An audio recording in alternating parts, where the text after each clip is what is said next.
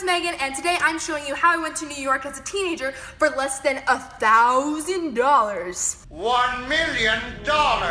So, without further ado, let's hop right into the video. Deleting that for sure. Tip number one is one of the most important, and the tip that's going to save you the most money, almost guaranteed, is your flight. So when I booked my flight to leave on a Tuesday. And that's super important that you book for your flight to leave on a weekday, not a weekend day. Because on the weekends, more people are traveling because they have work off and they have more free time. So make sure that you book your trip during the week. The second part of this tip is to get the crappiest flight that you can. So I booked my flight. It left at 11 p.m. from Seattle, and we landed in New York City at 7 a.m. So that was a red-eye flight. We barely slept, but it was totally worth it because our flight only cost $296. Can you believe that? Flights from Seattle to New York usually go for $500 plus, okay? And we went over the 4th of July. So, oh my gosh, big saver right there. Tip 2 is to stay with friends or family, and I'm so sorry this tip is so circumstantial, but my advice with this is to stay where you have friends or family. So if you have family in Chicago or Arizona, go stay with them instead of going to New York, because getting free room and board is going to save you a lot of money, and that's really what you want when you're traveling so young, because you know what you don't have? Money.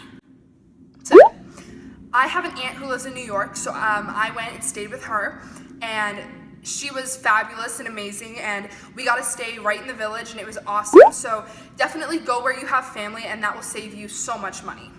Tip number 3.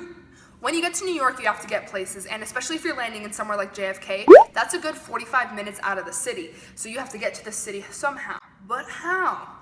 Well, I have the answer, and that would be the subway.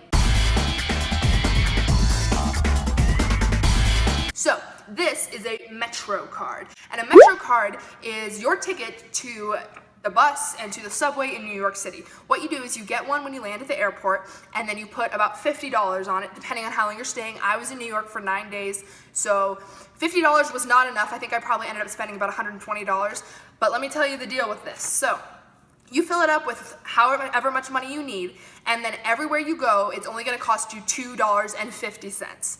So if you want to go all the way up from Harlem all the way down to Brooklyn, $2.50. If you want to go from the Upper East Side to the Upper West Side, $2.50.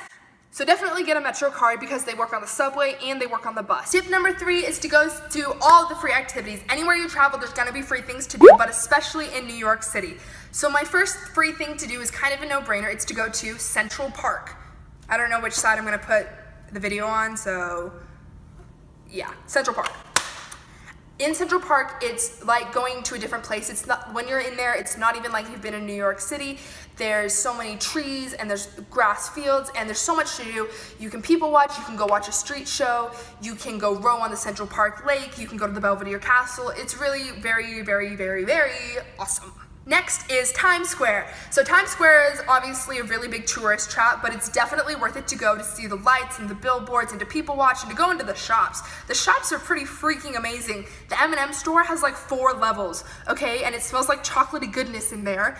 And the Disney store, I love Disney, and being in the Disney store in Times Square is like going to Disneyland, so that was really cool for me. And they have lots of other shopping opportunities like H&M and Forever 21. You can find basically anything in Times Square.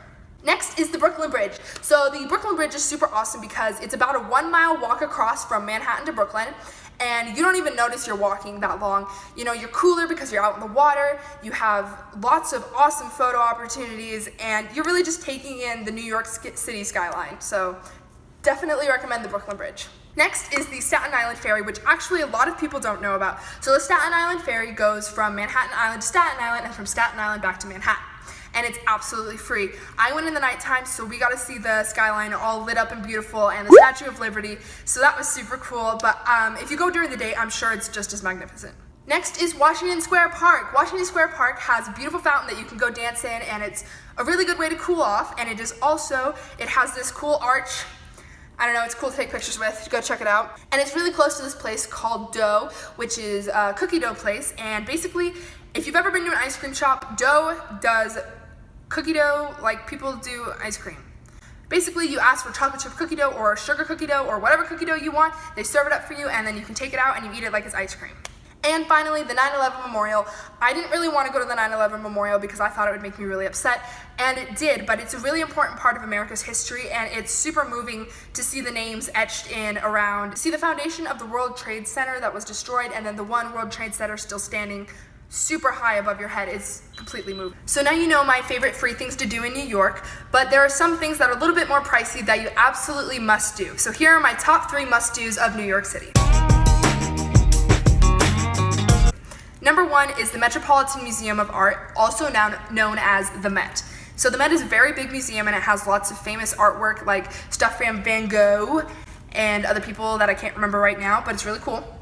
So the Met is $24 a person to get in, but if you're a student, then you can get the student discount, and the student discount reduces the price to $12 to get in. And on top of that, if you buy your ticket for one day, it works for the rest of the week. So the museum is going to take you definitely more than one day to see it all thoroughly. So definitely getting your $12 student discount ticket and then using it for as long as it takes you to see the museum is well worth your money. The second thing I recommend doing in New York is going to see a Broadway show. So those go for normally upwards of $100, and it's definitely worth it to spend $100 on your ticket. I've gone to New York twice, and I've seen Cats the first time and Aladdin the second time. And both of them were absolutely outstanding. I definitely recommend it. But if you're looking to save some money, you can go to a TCKTS or tickets booth in Times Square, and you can find tickets for about $45 to the lesser known shows. But if you want to go see the glitz and the glam and the more popular shows like Wicked or The Lion King, you can go to the theater that is showing that show, and you can ask to be put into the raffle. And when you're put into the raffle, you pay $25 to put your name. In essence, you put your name in a hat. If your name gets drawn, you get to go to that show for $25. So that's definitely worth checking out. And finally, my favorite thing to go do in New York, I've done it both times that I was there, is to go to the top of the Rockefeller Center. Being at the top of the Rock is a really cool experience that I think everyone should experience once in their life. You see Manhattan just unfold in front of you. You get a view of the Empire State Building and Central Park on either side of the building, and my favorite time is to go at sunset. It's a little bit more expensive going at sunset. It's about $45 as opposed to $35, and $35 is a little bit spendy, but I'm telling you, the view is worth every penny. Going a little bit before sunset, waiting till sunset, and then waiting till it's dark is one of the coolest transformations you'll ever see. My next tip is to eat the crappy food, because you are young and your metabolism still works. So spend $3 on a piece of pizza and $2 on a water bottle, and then get on your way and go. That's a $5 meal for dinner. That's super cheap. It'll keep you full for a little while, and it's gonna save your bank.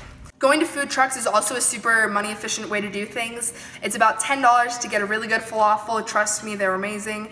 You can get all sorts of other things, and you find them all over the city. You know, you're just walking along, you decide you're hungry, and then boom, there's one, and then boom, there's another one, and then they're all over the place. So that's a really good way to do things as well. They're not sketchy. You know, I didn't get sick when I ate them. I definitely recommend eating there. Also for breakfast, I recommend going to Starbucks. We went to Starbucks every single day of our trip, and I got a $5 breakfast sandwich and a $5 drink, which is $10. That's not bad. It's cheaper than what you're gonna pay other places, and you're full for a long time, and you can take it to go, eat it on the subway, eat it on the bus, eat it while you're walking. It's a really good money and time saver. Next is to bring gift cards. If you know that you're gonna be traveling, save your gift cards, because gift cards will save you money in ways that you might not expect.